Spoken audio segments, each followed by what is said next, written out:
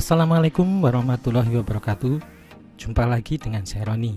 Kali ini video tutorial kita akan membahas tentang pembuatan laporan harian kas dan laporan harian bank.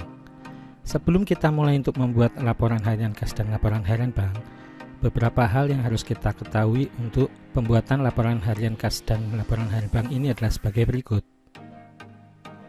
Pertama, fungsi utama dari pembuatan laporan harian kas dan laporan harian bank. 1. Untuk pengamanan aset, laporan harian kas dan laporan harian bank ini bisa menghindari kesalahan pencatatan. Kedua, sebagai bagian dari internal control, keduanya mempermudah untuk pemeriksaan kas dan bank. Yang ketiga, bisa mengetahui posisi kas dan posisi bank harian. Yang keempat, mempermudah akunting atau pembukuan untuk mencatat transaksi, termasuk jika ada absensi atau ketidakhadiran akunting. Pencatatan kemudian hari bisa lebih dimudahkan. Jadi, keduanya merupakan salah satu dasar pencatatan jurnal yang paling penting. Ini adalah catatan yang harus diperhatikan dalam membuat laporan harian kas. Yang pertama, keterangan transaksi kas harus dibuat secara jelas dan menunjukkan apakah sebagai kas masuk atau kas keluar. Yang kedua, semua harus dilampiri dengan bukti transaksi. Yang ketiga, ada pengesahan dari atasan. Yang keempat, dibuat setiap hari, meskipun tidak ada transaksi tetap harus dibuat. Dan yang terakhir ada laporan cash count-nya, cocok dengan cash online atau kas di tangan.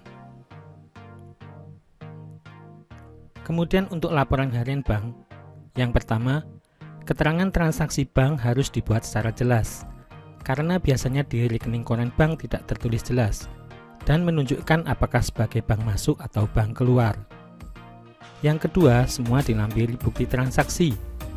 Yang ketiga, ada pengesahan dari atasan. Yang keempat, dibuat setiap hari, meskipun tidak ada transaksi tetap harus dibuat. Dan yang terakhir, cocok dengan saldo rekening koran. Kita mulai membuat laporan harian kas. Kita akan mulai dengan membuat tampilan dari laporan harian kas dulu.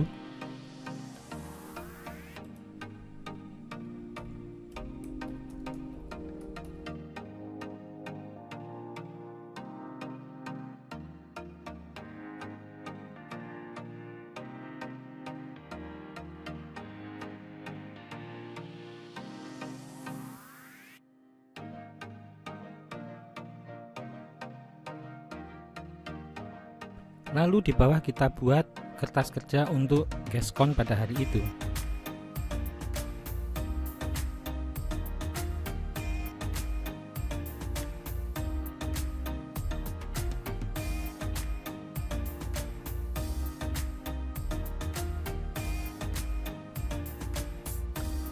Nah, seperti inilah. Di bawah ada cash count-nya. Kemudian kita akan membuat tanda tangan pengesahan. Di bawahnya saya akan menggunakan tabel Excel, kemudian di print screen. Setelah itu kita buka di Paint, kemudian kita crop.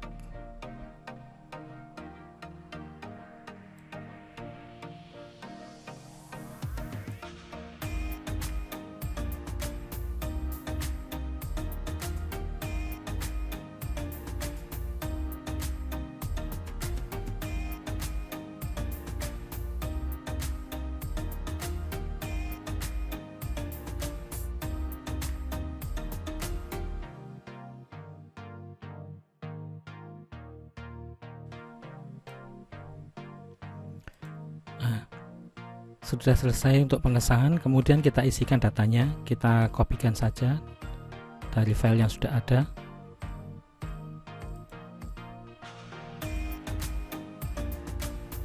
Nah, inilah yang harus kita ketahui dalam membuat laporan harian kas.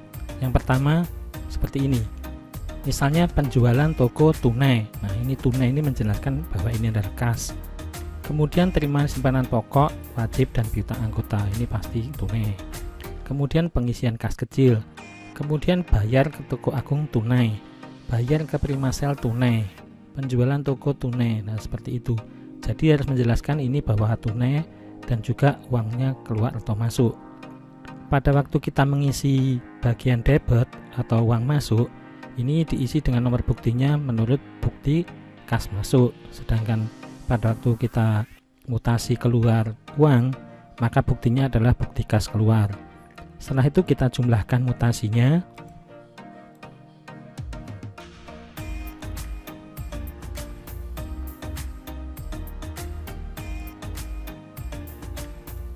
Kemudian kita tuliskan saldo awalnya, misalnya 25 juta.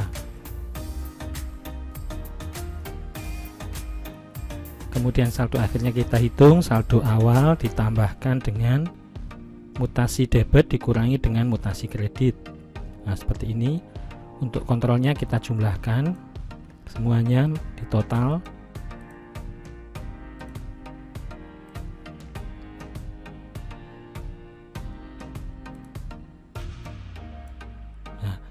Setelah itu, ini setelah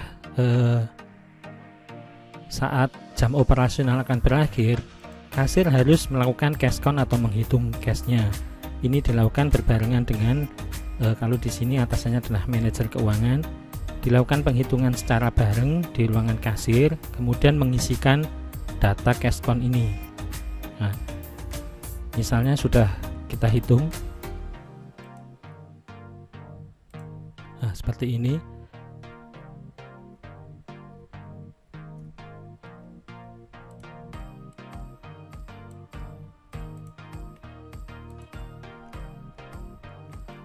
Nah, contohnya seperti ini. Jadi untuk kontrolnya, laporan harian kas ini harus sesuai dengan kas di tangan.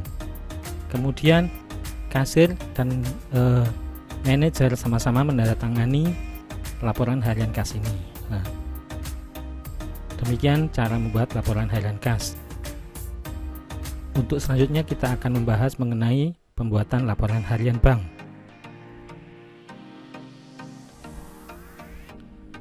Untuk laporan harian bank, tampilannya hampir sama dengan laporan harian kas, tapi tanpa cash count di bawah. Jadi saya akan kopikan saja tampilannya supaya lebih cepat dan juga mengganti sedikit untuk pengesahannya.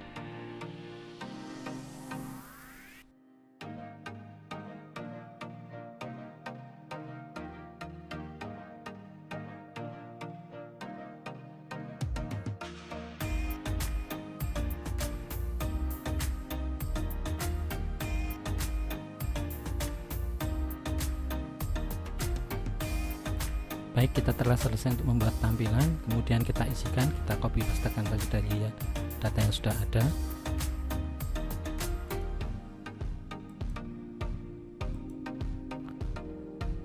Nah, sudah kita isikan, kemudian inilah hal-hal yang harus diketahui. Pertama, keterangan transaksi harus menunjukkan secara jelas transaksi itu transaksi apa, kemudian transaksinya dengan siapa, dan kemudian apakah itu transaksi masuk atau transaksi keluar. Kadang-kadang kita pada saat melakukan transaksi transfer ke bank, kita melakukan pembayaran sekaligus beberapa dengan satu kali transfer. Nah, ini yang harus dijelaskan agar saat pencatatan transaksi oleh bagian jurnal atau bagian accounting bisa lebih mudah. Misalnya saja dengan membuat summary dari pembayaran. Jadi dibuatkan dari secari kertas, kemudian ditulis biaya telepon berapa, listrik berapa, internet berapa, kemudian jumlah. Nah, pada buktinya nanti, untuk buktinya misalnya bukti telepon bisa kita highlight dengan spidol berwarna, ya, sehingga untuk pencarian angkanya tidak menyulitkan bagian pembukuan. Kemudian jumlahnya seperti ini. Nah, misalnya kita tuliskan saldo awal sebesar 450 juta. Nah, saldo rekening koran kita tinggal melihat apakah saldonya sesuai atau tidak dengan ini. Nah, kalau sekarang lebih mudah lagi untuk melihat harian dari bank karena kita bisa mengeprint bukti bank secara online. Nah, jadi bisa kita langsung cocokkan dengan rekening koran bank apakah laporan harian bank kita sudah sesuai dengan rekening koran atau belum. Nah, seperti itu. Baik, demikianlah video tutorial kali ini yang membahas pembuatan laporan harian kas dan laporan harian bank. Terima kasih, sampai di sini dulu. Semoga bermanfaat. Assalamualaikum warahmatullahi wabarakatuh.